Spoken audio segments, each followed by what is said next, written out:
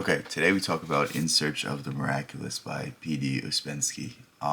This is not really a book about Uspensky. Well, he is involved in it. It's more so about the teachings of Gurdjieff. And if you don't know about Gurdjieff, I'm planning on talking about him a lot because there's just something about his work, something about his ideas that there's some layer of truth in it. Whether I accept all of it, whether I agree with all of it, whether I agree with the methods, that's up for debate. But there's a fine line. There's a thin layer of tying together everything else that I've ever learned in Gurdjieff, and it's truly astounding because I read a whole lot of books on Eastern mysticism, on Western esotericism, on philosophy in general, on religion in general, and there's seemingly not really that much carryover until you read Gurdjieff and you see that everyone has their little piece of the pie, everyone has their little bits of truth, and Gurdjieff is able to,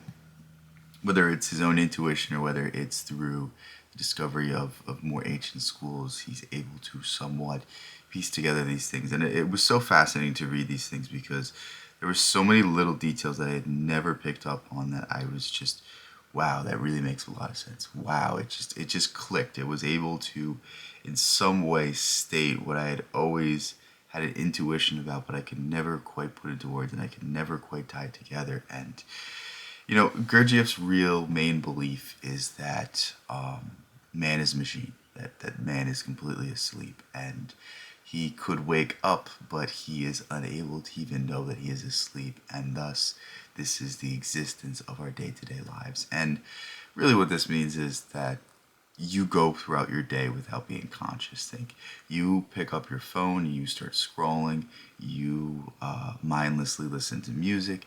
You even at the gym, you're mindlessly doing the exercises. You're not actually focused on what you're doing. You're not actually aware of what you're doing. And an easy example of this is I sit down to read and I just read and I'm not aware that I'm reading. Whereas if I think I'm reading and then I'm reading, then I'm aware that I'm reading. And I know that sounds really stupid, but there's a level of genius in this, and it's we oftentimes like neglect our attention, and we oftentimes let our mind just wander. But if you do that, then you're not in control, and you're subject to habit. You're subject to your habits, and really, what Gurdjieff is saying is that you're so controlled by your habits that you can't control yourself. Your destiny is all but carried out by influences that pull you in all sorts of directions, and you really have no control of your life because you're not aware of it. You're not conscious of it. And I feel like I don't know if I did a good job of explaining it there, but that's how I understand it, and that's how I have begun to start thinking about these things. And I would say really two main takeaways from anything that you read about Gurdjieff is one, that you are controlled by habits and to be aware of these habits. So when you do something, understand why you're doing it. Try to think, am I doing this because I wanted to, or am I doing this because this is something I've done for a very long time? And start to notice your habits. Start to notice the things you do that are unconscious, the things that you do that you don't necessarily want to do. You just do them because there's something in you that compels you. And Gurdjieff said it this way, is that a machine doesn't know it's a machine, but once you start becoming aware of the machine, once you start becoming aware of the processes, then you start understanding the machine. And it's like the first step of Alcoholics Anonymous. You have to admit you have a problem before you can go about solving it. It's the same thing. You have to admit and understand your habits, understand the things that you're doing, the unconscious movements, the unconscious actions. And then through that, you can start to become aware of them. And once you're aware of them, it's a whole lot easier to control them. And then the thing that you do after that is you understand that I have to be conscious as much as possible. I have to understand what I'm doing at all times. I'm making a video right now and I'm talking about Gurdjieff right now. Like, I'm aware of what I'm doing. I'm conscious right now. But in a few seconds, I'm going to slip out of that state of awareness. I'm going to slip out of that attention, that focus, that understanding, and that knowledge of what I'm doing. And that's really Gurdjieff's point. It's an interesting idea to play with, and the more I see myself doing this, the more I kind of have a control over my mind, the more I have a control over the things that I do and the actions I take. And really what you want is separated by your ability to control your mind. If you want a certain ends, you're going to have to give a certain means. And that means is oftentimes out of our reach because, we sit on our phones, we don't do anything, we don't develop ourselves, we don't push for anything that is different than what other people are pushing for. And because of this, we're going to continue to get the same results. But if we start changing the way we think, if we start changing the way that we view ourselves, if we start changing the attention that we put into things, then we can actively control our destiny. And that's really what Gurdjieff is somewhat pushing towards. We're all not really Gurdjieff's more so pushing towards spiritual enlightenment, but I think this is a facet of it. I think understanding yourself and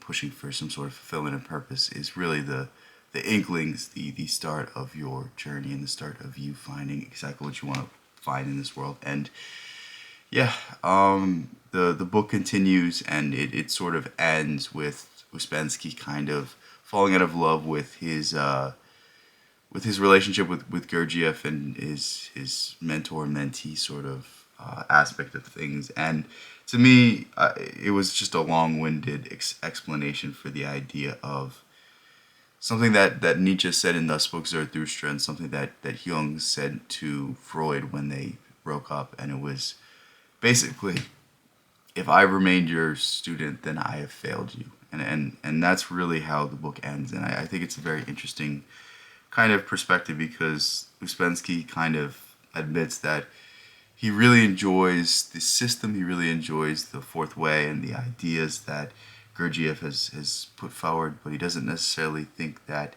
he could practice them by following Gurdjieff. He thinks that he needs to take his own path. And there's something novel in that, and there's something that is beautiful in that. There's something that I think is essential in that, is that if you want to seek anything, you kind of at a certain point have to find it for yourself. You can't expect somebody to guide you to it, and at a certain level you kind of just have to say, okay, this is my journey now. This isn't about following anybody. And it's like that Zen Buddhist saying, if you see Buddha in the road, kill him, meaning that it sounds so much more brutal than it is, but it's just saying that, like, what got Buddha to enlightenment is not going to get you to enlightenment. What worked in the past is not going to work for you because you are you. And when we understand things from this perspective, when we understand things in this way of viewing things, then there's really our own unique individual path to go down. And that's what I think Uspensky was trying to say in the end. And yeah, overall, really, really good book. I recommend this if you are any way interested in any sort of esotericism or any sort of mysticism, whether that be Eastern or Western. I think there's a whole lot of interesting points in here that you don't really even have to accept what Gurdjieff's saying. He's kind of revealing Pythagoras' system in a way. Is my summation of it. But there's a lot of good stuff in this, and you're gonna have a lot of fun reading it. It feels like you're reading secret knowledge that has been passed down through generations because you are. And yeah, I can't recommend this book enough if you are in any way interested in those sorts of things, because this is a book that I have looked for about 3-4 years. Like, had I known that I could have just read this book and then skipped a lot of the other books I've read, certainly would have done it. It has a whole lot of stuff in it, and it's something I'm certainly going to come back to. So with that said, yeah, hopefully you pick this up at some point. Very unique book, very interesting book, and can't wait to see what you guys think about it. Love you guys so much. Thank you guys so much. Peace out. I'll catch you in the next one.